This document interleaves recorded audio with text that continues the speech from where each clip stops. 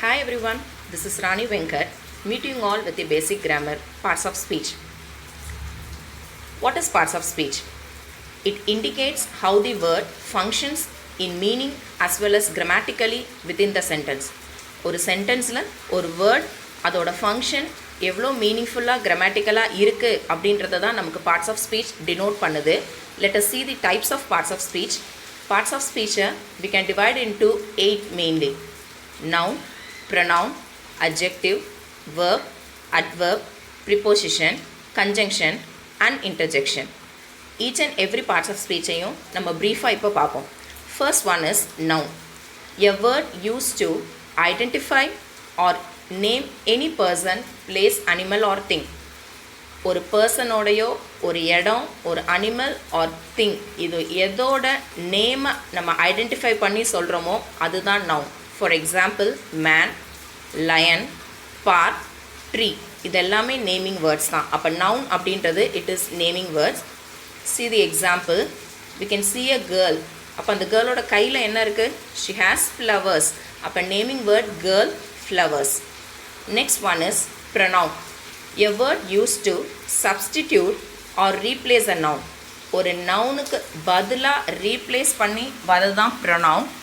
I, we, you, he, she, it இது எல்லாமே examples of pronoun. Okay, we can see another example. There is a boy in the park. அந்த பார்க்கில் ஒரு பாய் இருக்கான். boy is marked in red color. அப்போ அந்த பாய்க்கு பதிலாக when we use the other sentence அடுத்த சென்டென்ஸ் நம்ம திரும்ப பேசும்போது we will not repeatedly say boy. அந்த பாய் அப்படின்ற ப்ரொனவுனை திரும்ப நம்ம நவுனை நம்ம திரும்ப யூஸ் பண்ண மாட்டோம். அந்த பாயின்ற நவுனுக்கு பதிலாக he அப்படின்ற ப்ரொனவுன் யூஸ் பண்ணிக்கிறோம். அப்போ first சென்டென்ஸில் there is a boy in the park. அதே பாயை திரும்ப அடுத்த சென்டென்ஸ்க்கு கொண்டுட்டு வரும்போது he plays football. அப்போ பாய்க்கு பதிலாக he அப்படின்ற ப்ரோனோனை ரீப்ளேஸ் பண்ணியிருக்கோம். Next one is adjective.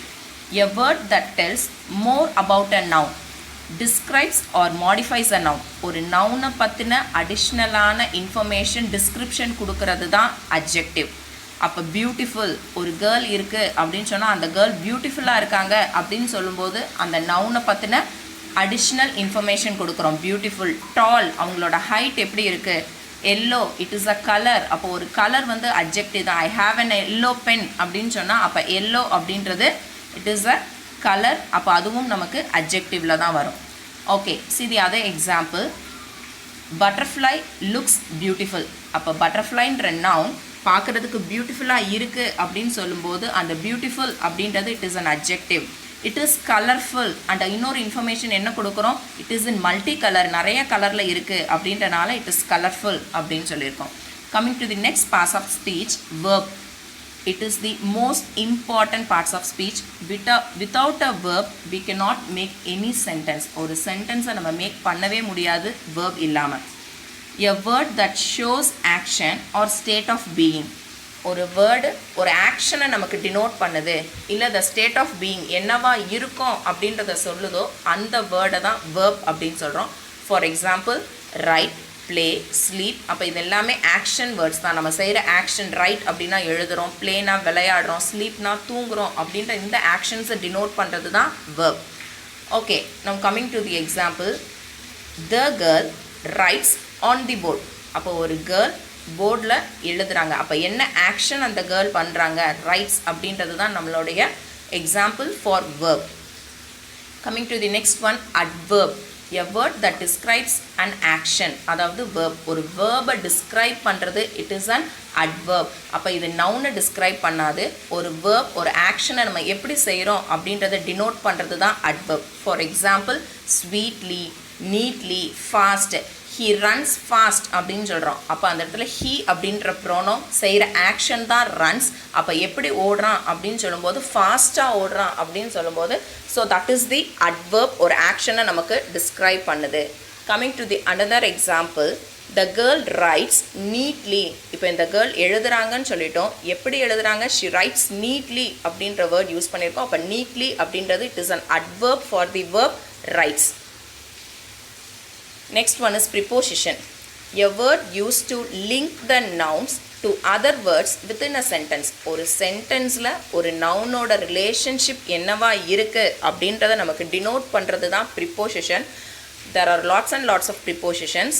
In, on, to, of, under, above, இது மாதிரி நிறைய ப்ரிப்போசிஷன்ஸ் இருக்குது.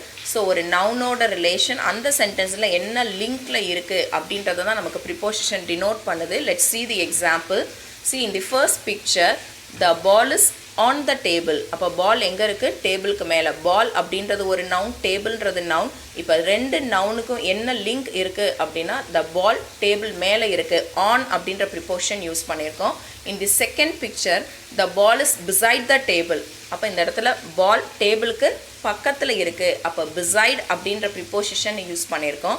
in the last picture, the ball is under the table. இப்போ இந்த இடத்துல பால் டேபிளுக்கு அடியில் இருக்குது. அப்போ அண்டர் அப்படின்ற ப்ரிப்போசிஷன் யூஸ் பண்ணியிருக்கோம். அப்போ இந்த ப்ரிப்போசிஷன் தான் இதில் இருக்க நவுன்ஸோட லிங்க் அந்த சென்டென்ஸில் என்ன அப்படின்றத நமக்கு டினோட் பண்ணியிருக்கு.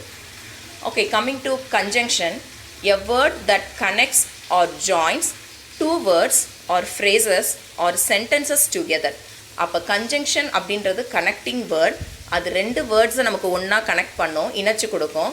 இல்லை ரெண்டு ஃப்ரேசஸாக இருக்கலாம், இல்லை ரெண்டு சென்டென்சஸாக இருக்கலாம். இதில் எதை வேணாலும் நமக்கு கனெக்ட் பண்ணி கொடுக்கறது தான் conjunction. And, but, so, or, because, when. அப்போ இது மாதிரி you are having a lots and lots of conjunctions. Coming to another example, he got ready early but missed the train. அப்போ இந்த இடத்துல we are having two sentences. He got ready early, அவன் சீக்கிரம் எந்திரிச்சு கிளம்பிட்டான் அப்படின்றதுக்கு ஒரு சென்டென்ஸ் இருக்குது. And then second sentence, he missed the train. அப்போ இந்த ரெண்டு சென்டென்ஸையும் கம்பைன் பண்ணும்போது அவன் சீக்கிரம் ரெடி ஆகிட்டான் அப்படின்னாலும் அவன் ட்ரெயினை மிஸ் பண்ணிட்டான் அப்படின்னு சொல்லும்போது நடுவில் பட் அப்படின்ற கன்ஜங்ஷனை we are using. Okay, coming to the last parts of speech, interjection. A word that expresses something in a sudden or exclamatory way. ஒரு வேர்டு நம்ம அதை எக்ஸ்பிளைன் பண்ணும்போது ஒரு சடன் ஃபீலிங்கையோ இல்லை எக்ஸ்க்ளமேட்ரியாவோ நம்ம சொல்கிறதுக்கு யூஸ் பண்ணுறது தான் இன்டர்ஜெக்ஷன். கண்டிப்பாக இந்த வேர்ட்ஸ்க்கு பக்கத்தில் நம்ம எக்ஸ்க்ளமேட்ரி மார்க் யூஸ் பண்ணியிருப்போம். ஹுர்ரே, அலாஸ், ஆ, ஓ, இந்த மாதிரியான எக்ஸாம்பிள்ஸ் எல்லாமே interjection words. For example, when a girl lost her purse, நம்ம பர்ஸை தொலைச்சிட்டோம் அப்படின்ற போது அந்த சடன் ஃபீல், அந்த சேட் ஃபீலில் சொல்லும்போது alas I lost my purse அப்படின்னு சொல்லியிருக்கான். அப்போ அலாஸ் அப்படின்றது it is an interjection word. And when we see something beautifully, நம்ம ரொம்ப ஒரு ஆச்சரியமான ஒரு விஷயத்தை பார்க்குறோம், ஒரு அழகான ஒரு விஷயத்தை பார்க்குறோம் அப்படின்னு சொல்லும்போது wow what a wonderful scenery. அப்போ வாவ் அப்படின்றது it is an interjection words. Okay, now let's have a drill exercise for parts of speech. Already நம்ம 8 பார்ட்ஸ் ஆஃப் ஸ்பீச் பார்த்துருக்கோம். அதில் ஒரு சின்ன ட்ரில்லிங் எக்ஸசைஸ் எடுத்துக்கலாம். I have given you some sentences.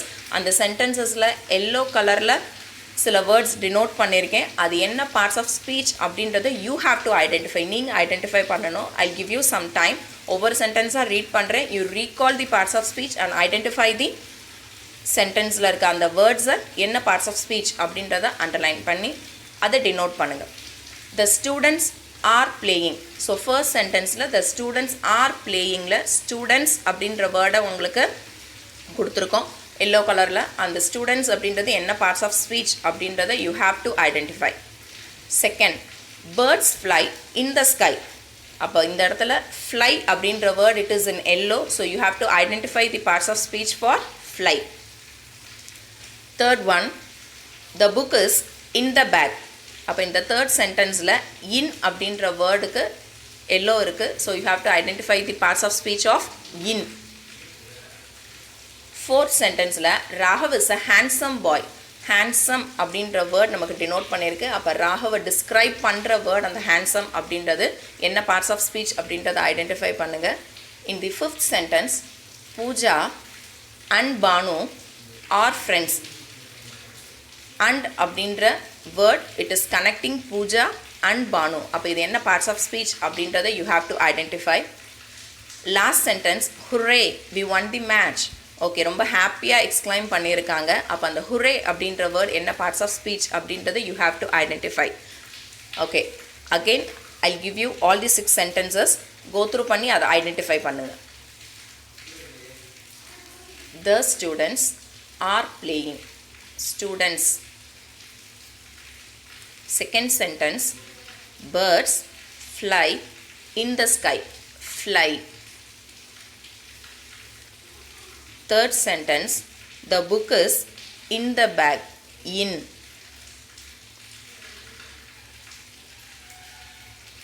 Fourth sentence, Raghav is a handsome boy. Handsome. Fifth one, Pooja and Banu are friends. And. Sixth sentence, hooray, we won the match. Hooray. Okay, let's check out the answer. First sentence, students. Students அப்படினா மாணவர்கள். It is the naming word அப்ப noun. Second sentenceல fly. Flyனா பறக்கிறது. It is an action word அப்ப it is verb. Third sentence, in. In அப்படின்றது preposition. book bag குள்ள இருக்கு. It is the place உள்ள இருக்கு அப்படின்றோட position சொல்லியிருக்கோம் நவுனுக்கு. So preposition. Fourth one, handsome. Handsome அப்படின்றது adjective. அந்த பாயை describe பண்ணியிருக்கோம். அவன் பார்க்குறதுக்கு ஹேண்ட்ஸமாக இருக்கான், குட் லுக்கிங்காக இருக்கான் அப்படின்னு சொல்லி. Fifth one, and.